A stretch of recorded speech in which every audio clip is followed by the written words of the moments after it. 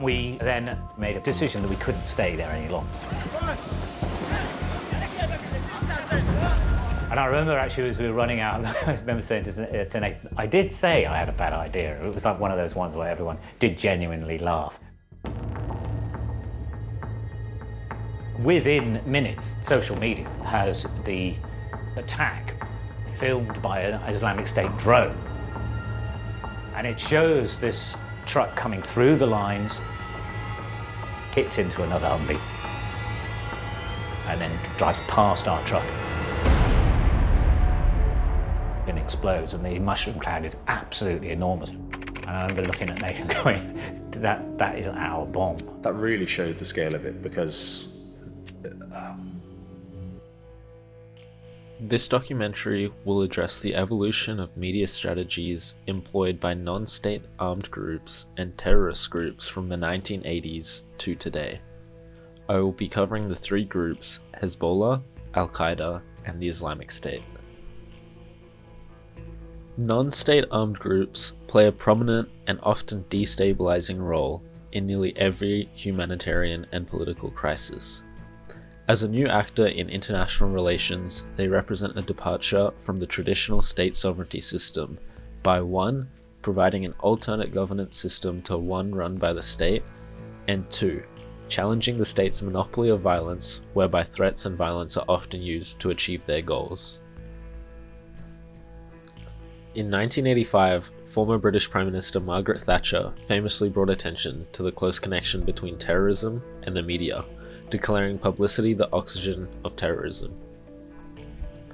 Non-state armed groups are defined by their use of violence and intimidation, especially against non-combatant targets, to achieve their objectives. These groups are often involved in asymmetric conflicts, where traditionally, the latest state-of-the-art media technologies, such as the printing press, radio, and television, have first favored states, not non-state military actors. Consequently, states have also enjoyed an asymmetric structural advantage over non-state groups in their ability to mediatize the conflict. This has left non-state groups to rely upon alternative methods in their own media pursuits. However, this began to change after 2002, with digital new media beginning to level the playing field between state and non-state armed groups. Hezbollah is a Lebanese Shia Islamist political party and militant group founded in 1985. They utilize media through their operation of a satellite television station, Al-Manar TV, meaning the lighthouse, a radio station, Al-Nur, meaning the light, and a weekly publication, Al-Ad, established in 1984. Al-Manar is proclaimed to be the station of resistance, and fundamental in what Hezbollah terms its psychological warfare against the Zionist enemy. It airs programs that are designed to create among the Shiites in Lebanon a resistant society, which supports Hezbollah in its struggle against Israel. The material's desired effect is to instill principles of nationalism and Islam in the youth. However, given the extreme nature of its communications, its media operations were banned in France, Spain, Germany, and the United States in the early 2000s. These media operations represented a turn in the asymmetry of power in the use of traditional media, which was previously held exclusively by states. The second group I'm going to be analyzing is Al-Qaeda. Founded in 1988 by Osama bin Laden, Al-Qaeda is a multinational militant Sunni Islamic extremist group. They are notoriously known for their responsibility in the 1998 US embassy bombings in Tanzania and Kenya, the September 11 attacks of 2001, and the 2002 Bali bombings. Members believe that a Christian-Jewish alliance led by the United States is conspiring to be at war against Islam. Consequently, Al-Qaeda ideologues visualize the violent removal of all secular influences from Muslim states, as they are perceived to be corrupt deviations from Islam. This war of ideas against the United States emerged following 9/11 and has led Al-Qaeda to craft a successful media strategy competing for the loyalty of mainstream Muslims in the marketplace of ideas. As-Sahab Media is the official media wing of Al-Qaeda's core leadership. It is specifically aimed at connecting with the world by exploiting innovation with the use of technology. Primarily, the internet is used to release multimedia content, including videos, testimonials, and media releases.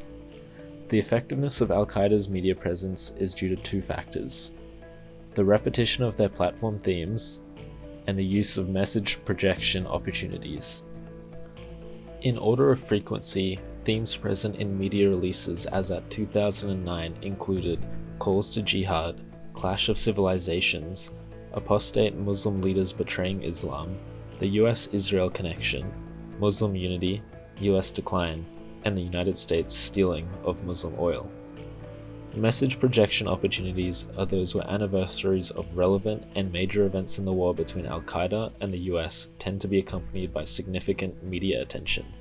Therefore, Al-Qaeda capitalizes on this heightened exposure to release anniversary messages for events such as 9/11, the Battle of Tora Bora, the Iraq invasion, and the opening of Guantanamo prison. This demonstrates a great understanding of human nature, marketing strategy, global media, and world politics. Analyzing Al-Qaeda's media strategy and the timing of their messages is invaluable to understanding the psyche of Al-Qaeda's operations. It is only through better understanding of this media strategy can the United States begin to construct an effective and comprehensive counter-marketing strategy of its own.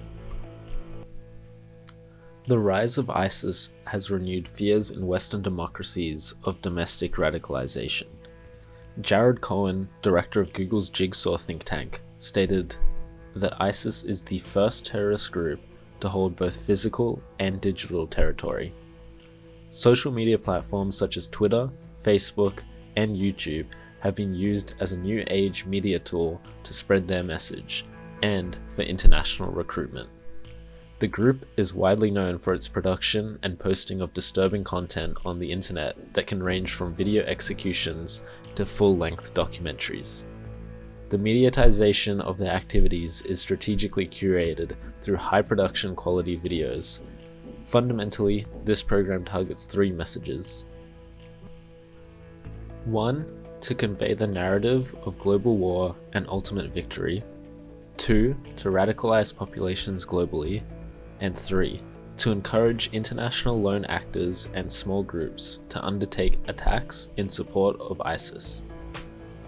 Few are unaware of the effectiveness of the Islamic State's use of media as a tool for propaganda, especially on that last point. Lone actors and small groups have undertaken attacks around the globe in support of ISIS following their radicalization.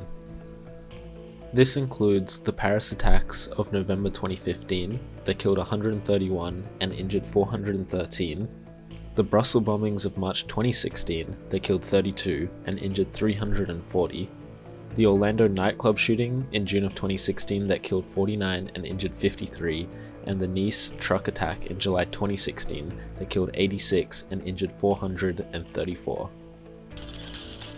These are just the major attacks that have occurred because of ISIS media propaganda. The engagement of ISIS on social media has highlighted the ease with which non-state armed groups are now able to effectively distribute media directly within sovereign state borders, and all from home turf. This has also led states to emphasize the importance of online counter-radicalization programs aimed at undermining ISIS recruitment. However, a 2015 article in the Australian Journal of International Affairs noted that governments attempting to counter online radicalization of their domestic populations must take seriously the significant shortcomings of these State Department programs. Non-state armed groups' media strategies have changed drastically over the years, from Hezbollah's use of traditional media to Al-Qaeda and the Islamic State's utilization of modern technology. Contemporary non-state armed groups' media strategies have become highly effective in achieving their objectives and require greater analysis by states if they wish to employ sufficient countermeasures.